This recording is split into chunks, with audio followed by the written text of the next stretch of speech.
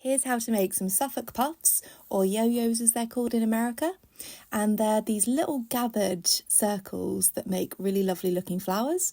So you'll need some cottony fabric, something to draw around to make a circle, a needle and thread, and some scissors. And it doesn't have to be an exact circle. If it's not completely round, that's absolutely fine.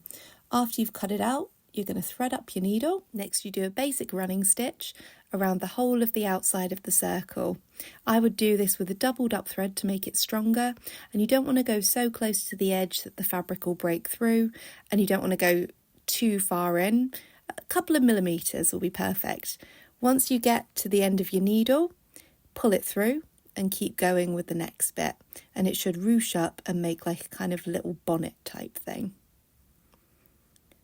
Once you get to the end, you can pull it all together and it should gather up nicely.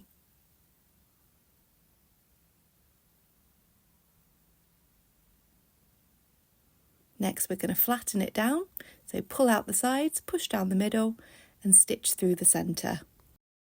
Then get a button and stitch this through the centre.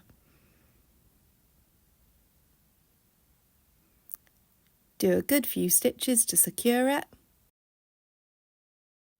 Then tie it off at the back.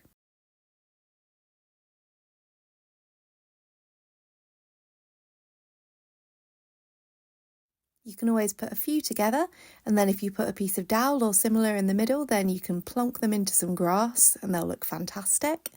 Or you can put loads of them together and make a kind of screen out of them. You can drape them over things, you can hang them from things. They're fab.